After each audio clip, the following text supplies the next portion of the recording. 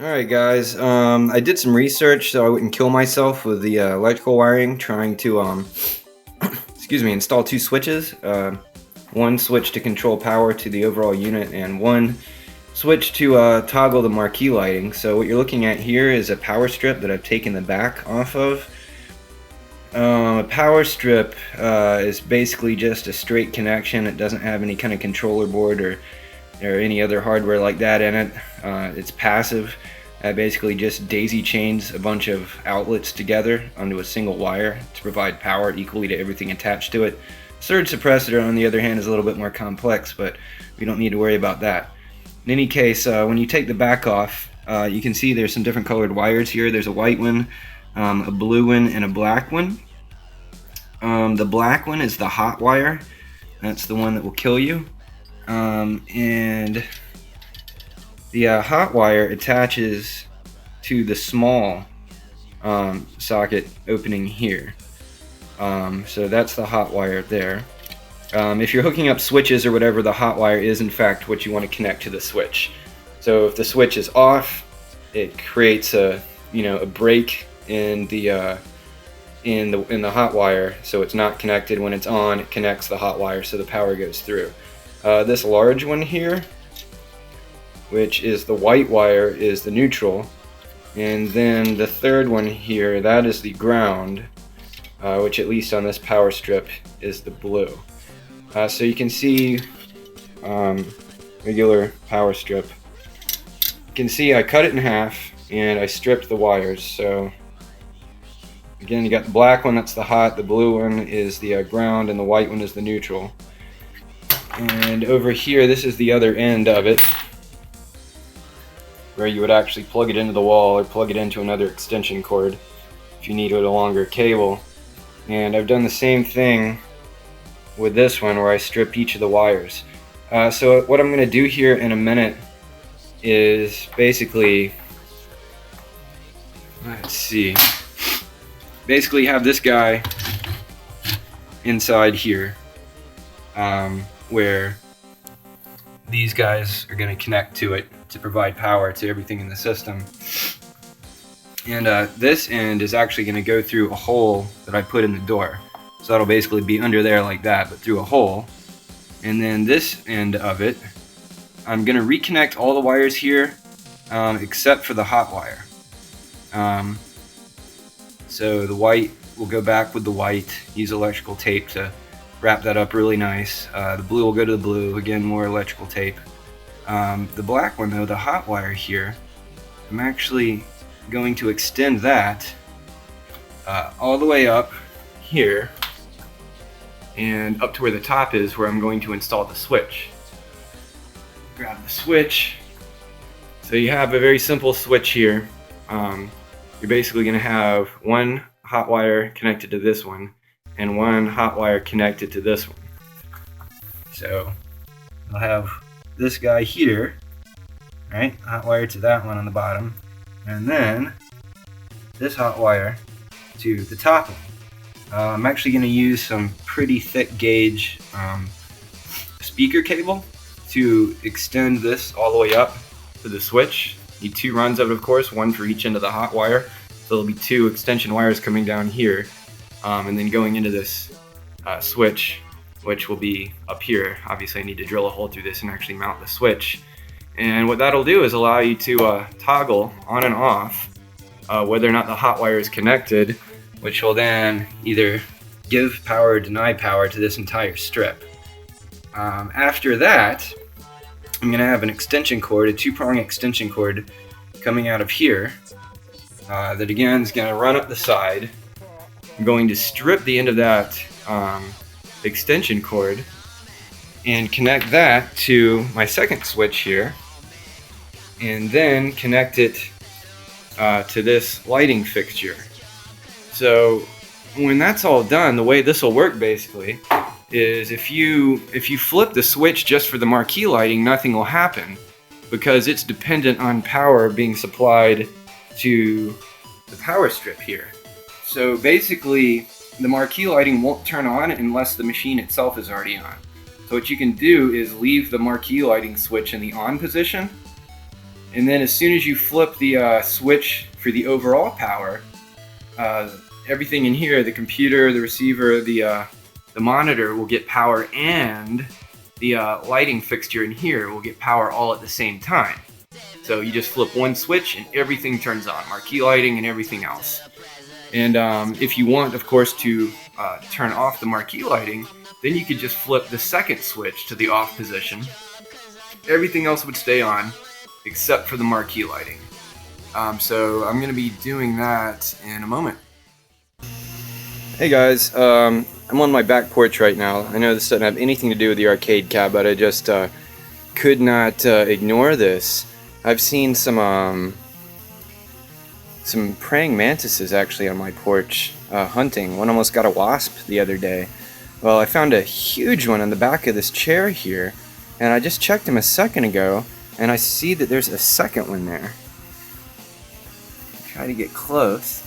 See on the left, that's the big one I saw. Well, look what's on the right. It's actually moving around just slightly because I have a fan on out here. I don't know how much you know about praying mantises, but this guy hanging upside down by his rear legs here has no head. When praying mantises mate, after the female has what she needs, she actually bites off the head of the male. Apparently, that just happened on my back porch. So you have a very happy female. Looks like she's looking my direction actually.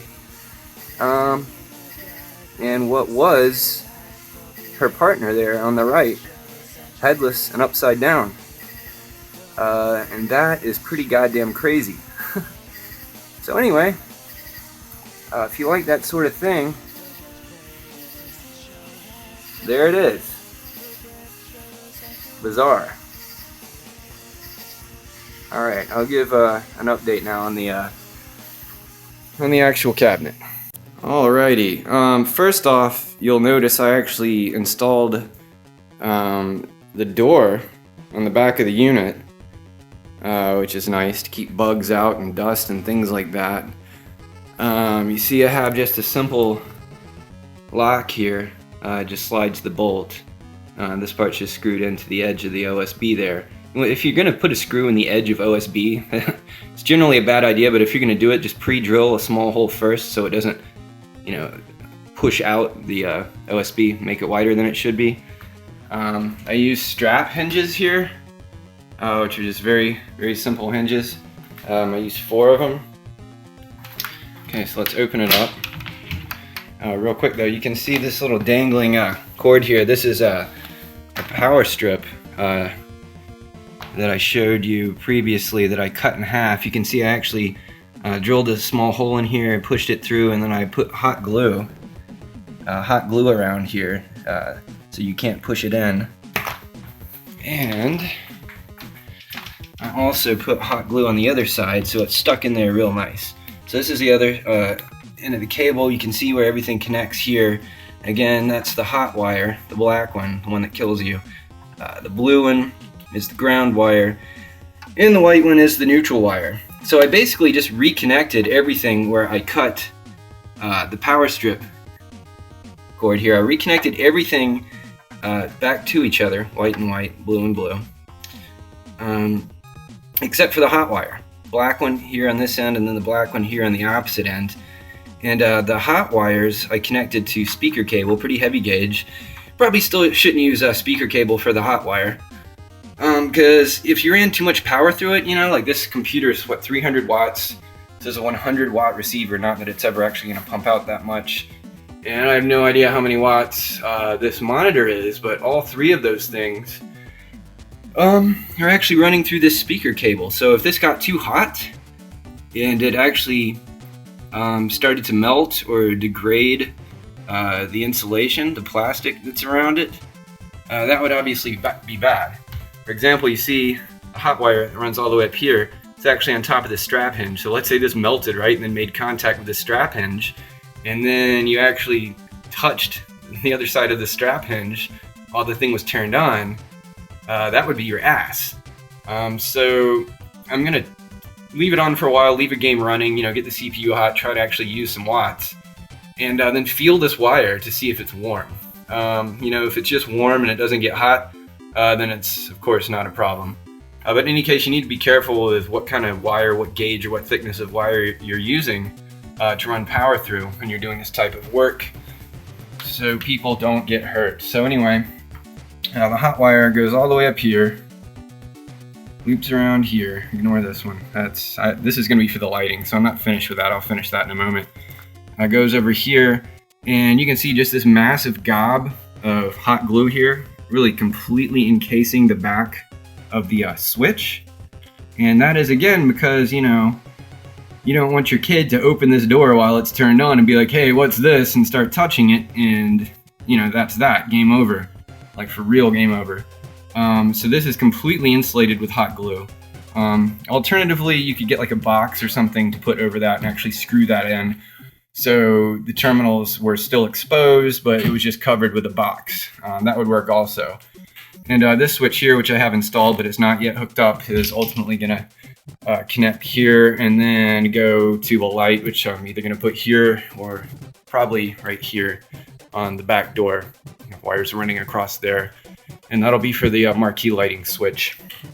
So that wire actually that's going to connect to the lighting and into this lighting switch here goes down. It's the one on the right side of the two here, and that actually is an extension cord, polarized extension cord that I stripped that goes into here. So the first switch that controls power to everything controls power to this main power strip, including what's going to power the light. That way, for the light to turn on, everything else has to be on first. So you can't have like the monitor off, the computer off, You can't have that off and then have the Marquee lighting on. The Marquee light depends on everything else also having power supplied to it. Which makes sense if you think about it. So, let me see. Just to show you, go in there. Just to show you that this works, here's the two switches.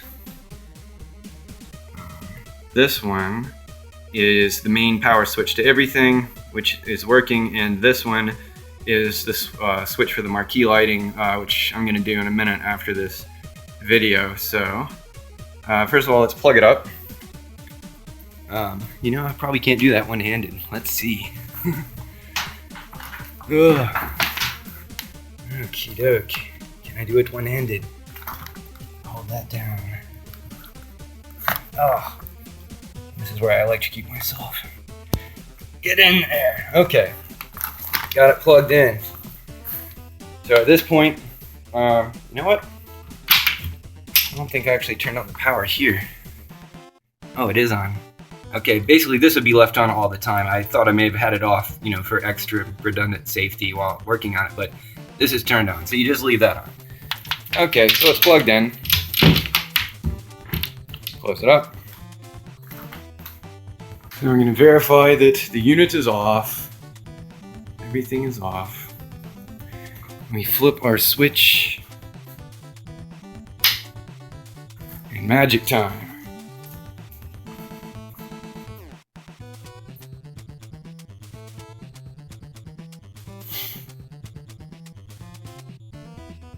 Go. Got post.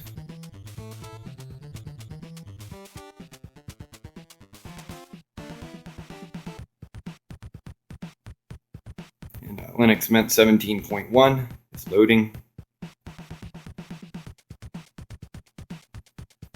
Should make some sort of OS chime in a second, so that'll show that the audio system is on as well. Yeah, receiver is getting power.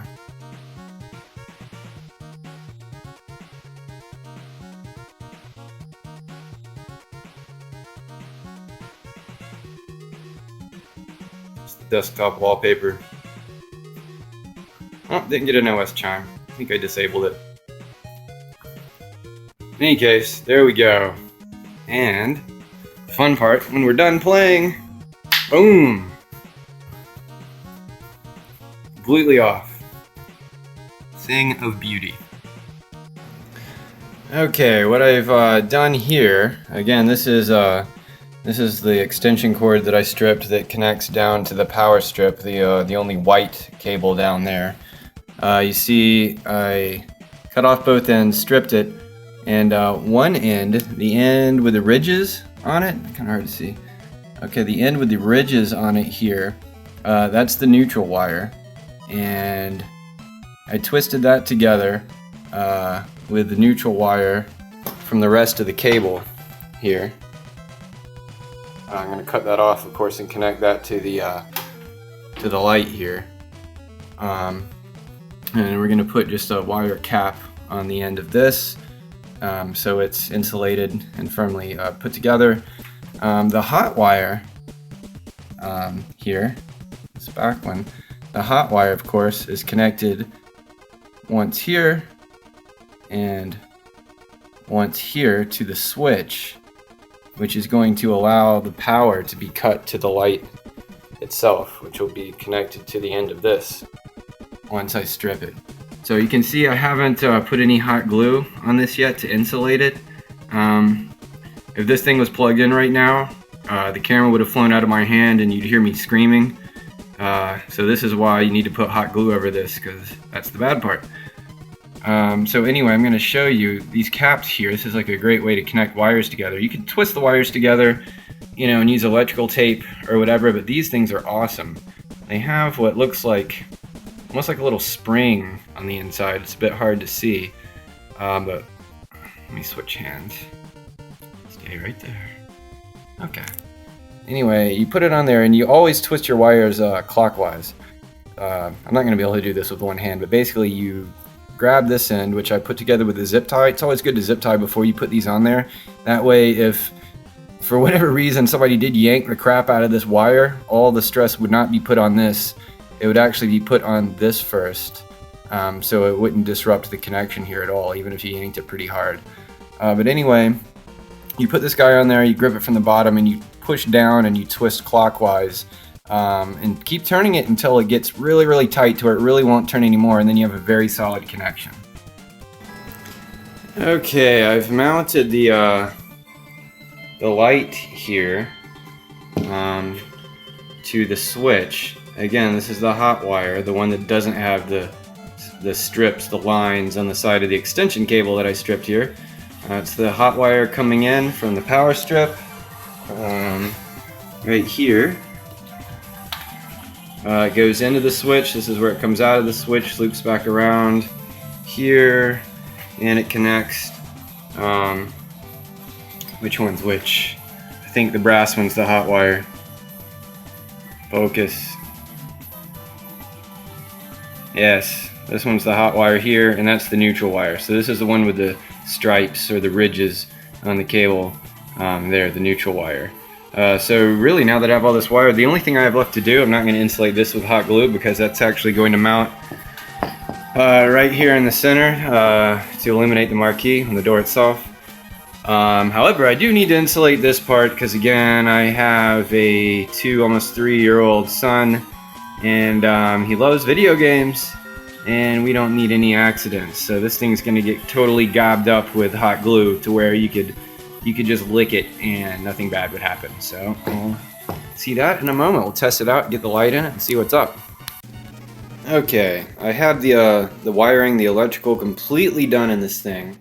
No more work on that, which is awesome. So again, we're tracing up. Left side is the main power. I actually put more.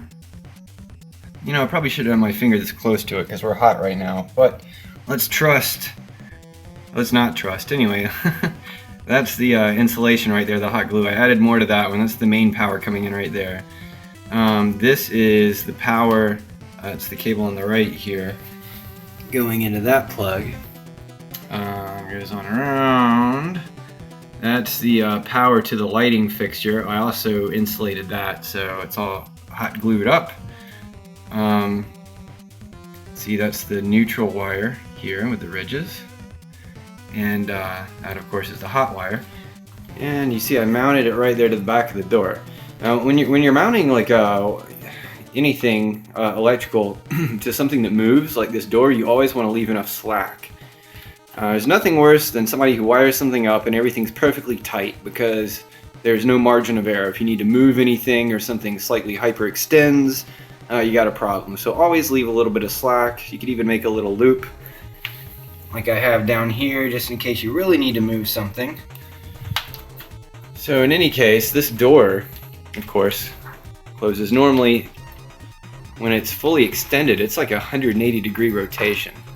It's hitting some stuff. Actually, it's hitting my dog's food bowl right now, but you can see it can open pretty wide, so you want to make sure there's enough slack here, that it doesn't stretch any of the cables. Last thing you want is any of your electrical stuff to continually get, pulled, pressure put on it, to where it could potentially disconnect somewhere.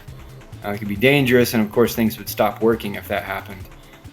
So this is completely insulated. In theory, I should be able to ooh, that's the hot one. I'm just kidding. But anyway, in theory, I should be able to put my hands anywhere on this, underneath any crevice, whatever I want to do to it, and it shouldn't kill me. I'm not going to test that theory, but it's pretty damn safe. So anyway, everything's off right now, of course. You see, the computer is off.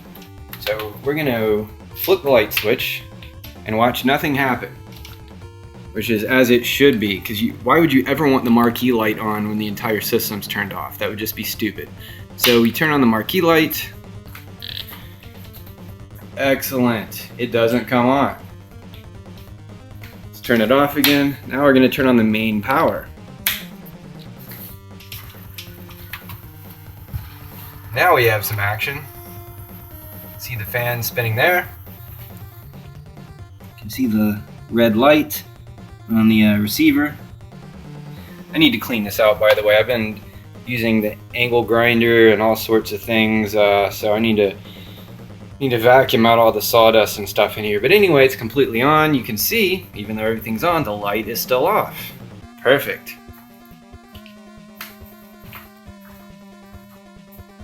Well, not showing much there, but you can see the operating system booting. So everything's on. Now, watch when we flip on the marquee light, which previously didn't do anything. Ooh. Let there be light. Close this guy up. This doesn't close easily because hanging doors sucks. The reason hanging doors sucks is because the hinges here, which actually have a rivet going through them, and then they're wrapped around in the cylinder here and here. They're a little bit loose, so when you hang the door and then gravity takes effect, it actually pulls it down some. It sags down, which means you have too much of a gap here, and not enough gap down here, and it scrapes. But I'll fix that. Not a big deal. Anyway, now that we have it closed up, and the marquee light on, behold. Excellent. And I just have this stuff sitting here. Everything's connected except for these corners and this piece. It's just sitting here for the time being, just to show how it's ultimately going to look. But of course the plexiglass is actually going to be held back. There's going to be another piece of the trim, the metal trim, going across here, just like there is at the top. So that's actually going to hold the plexiglass or acrylic sheeting in place. And I'm going to hand paint that. I mentioned before I'm going to print out some artwork, composite it in the GIMP to fit these dimensions here, and then put that behind the acrylic sheeting to use as sort of a guide for the contours, and then fill in the colors as I choose. Here's some cool stuff here that I got at Walmart. Each one of these little containers of paint was 50 cents at Walmart, so it's not a huge amount, but for a project like this it's more than enough. Get 2 whites, 2 blacks, and then get some intermediate colors, which I have here. So 50 cents a pop for those. This entire brush kit here was about $6, which is pretty damn awesome. Also at Walmart. And then I got a little sponge kit here. If you need to paint foliage or anything organic like that, you can put paint on a sponge and just kind of daub it around like that, and make a nice organic pattern for leaves, foliage, and such. And then this, I think this is also around 5 bones or so. Of course, is for mixing colors or just using a straight color, you can do that in here. You definitely need something like this if you're going to be painting. I haven't painted anything in 25 years.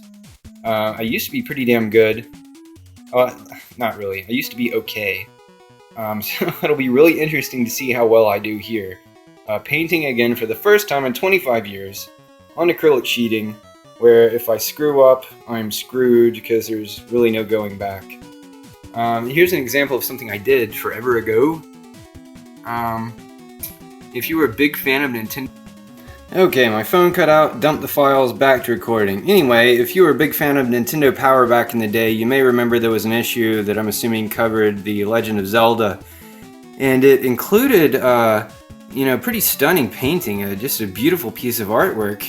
And, I reproduced that with this. So I painted this using that actual painting and print from Nintendo Power as my reference. So if I can do anything even close to this, and 25 years later, considering I've been doing all sorts of 2D and 3D artwork since then, I hope I can actually do something much better than this.